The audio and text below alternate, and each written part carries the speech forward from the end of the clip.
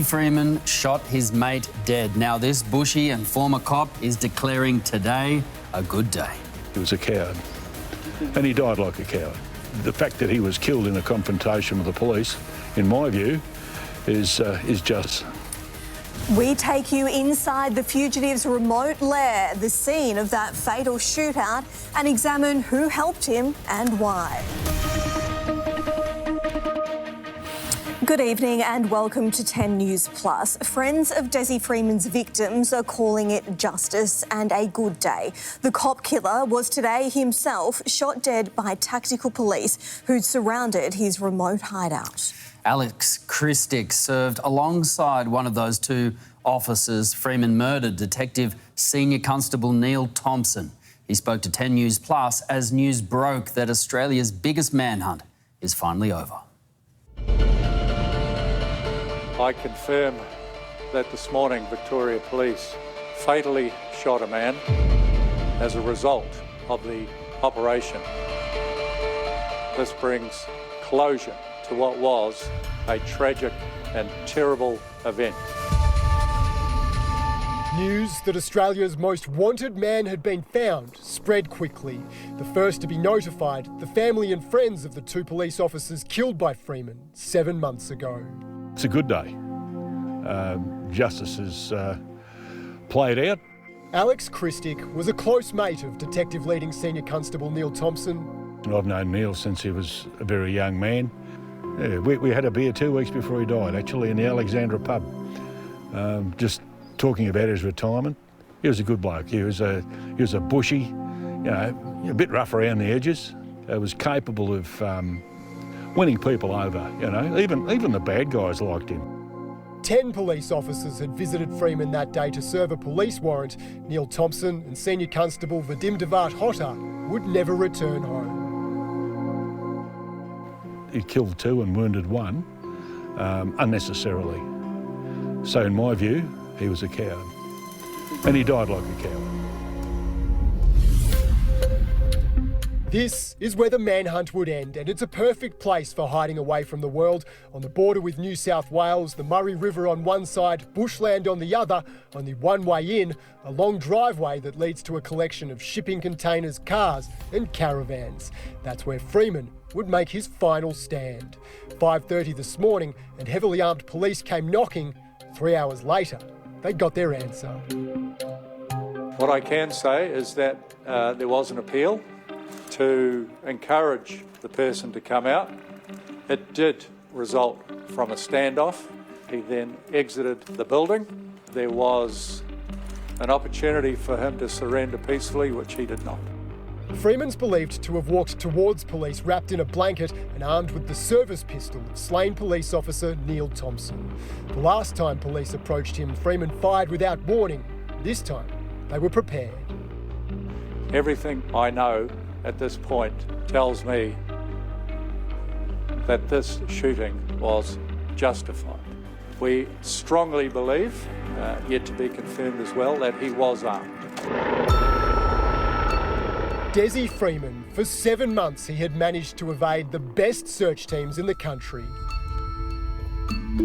And if anyone was complicit, they will be held to account. So how did police finally get their man? 2,000 possible sightings, not a single breakthrough until today.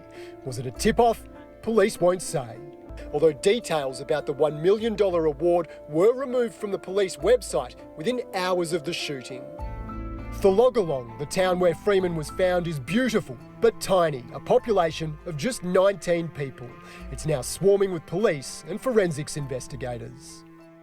Today is undoubtedly a day for the families of those two slain police officers, but Desi Freeman's death will have a huge impact on another family, his own.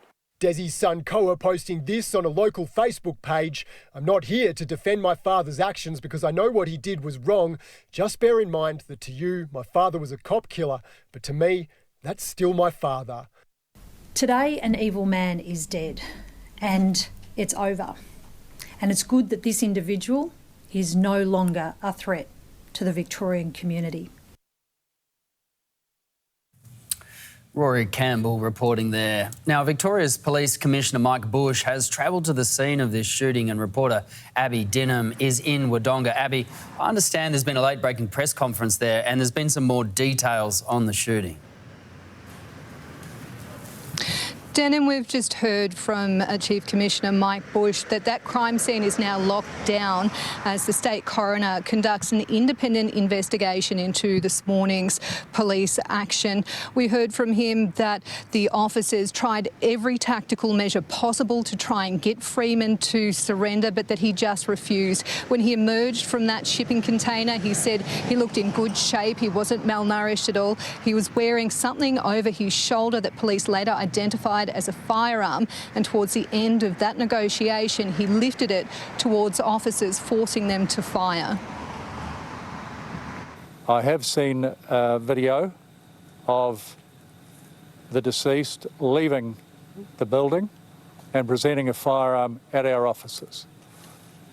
That action took away any discretion our officers had to resolve this peacefully.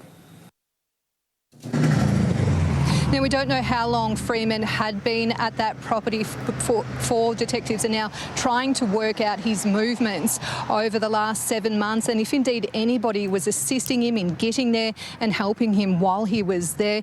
Chief Commissioner Mike Bush says anybody that was helping Freeman over the last 7 months will be facing prosecution. Still a lot of questions. OK, thanks, Abby.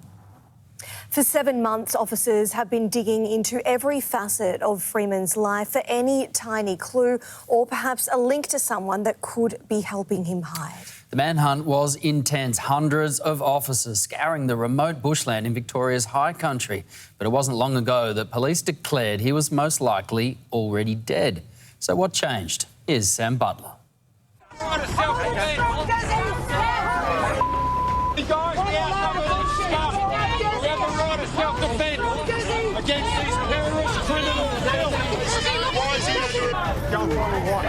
Yeah.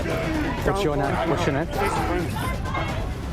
Desi Freeman. What's your name, mate? Desi Freeman. He was a sovereign citizen who despised police. They are filthy, corrupt, disgusting, lawless predators who seem to get some thrill out of messing with people's lives. For 7 months, Desi Freeman managed to outsmart one of the biggest manhunts in Australian history. So how did the fugitive get away, and who helped him evade police for so long? We will conduct an investigation to see if others have been complicit and aiding him, not just in getting out of the area, but supporting him whilst he's been on the run. The rural property where Freeman was hiding is more than 100 kilometres away from Pawnpukka, the tiny town in Victoria's northeast, where Freeman was living on a bus with his wife and 2 of his children. Within minutes of shooting dead 2 police officers and injuring a third, Freeman ran into the bush and vanished. It's been the #1 focus for Victoria Police since the 26th of August. Everyone has been absolutely committed to bringing this to some conclusion. The hunt involved reinforcements from every state and territory, even New Zealand and the Australian Defence Force. Back in August, we spoke to one of Desi's mates who'd been living on the same property. What would your message be to Desi? Giving up, surrender, pick up the word you prefer is the best way to handle the situation. To Desi, do the right thing for your family. Desi's wife Marley and the couple's 15-year-old son were arrested early on in the search, suspected of withholding information. In respect to the suspect's wife, what I'll say, it's 2 different things to be speaking with police and cooperating with police. They were questioned, then released, and have been laying low ever since. Police have combed through leads and sifted through potential sightings. They say none of them were confirmed to be Desi. No one else was living on the property where he was found, but there's little doubt someone was helping him. It'd be very difficult for him to get to where he was without assistance. Anybody that's helped this person over that point of time should be worried. Our members will chase every rabbit down every burrow to make sure that anybody that's supported criminal activity of this nature is brought to justice. Joining us on the desk is Carleen York, a former Assistant Police Commissioner in New South Wales. Carleen, you led the search for Malcolm Naden, another bush fugitive who evaded officers for 7 years. We know that Desi Freeman was experienced in the bush himself, but moving 100 kilometres, escaping the dragnet and finding somewhere to lie low, does that suggest to you that he had assistance? Well, there is a strong suggestion that he would have assistance. I'm not aware that there was any reports of stolen vehicles or anything that he could have taken at the time. Certainly over that period of time, he could physically have walked that far, but there's farmhouses and other activity, and not sure that he would have known the terrain like Malcolm Naden had over a number of years. So it was a long way to go to get to like near the border of New South Wales.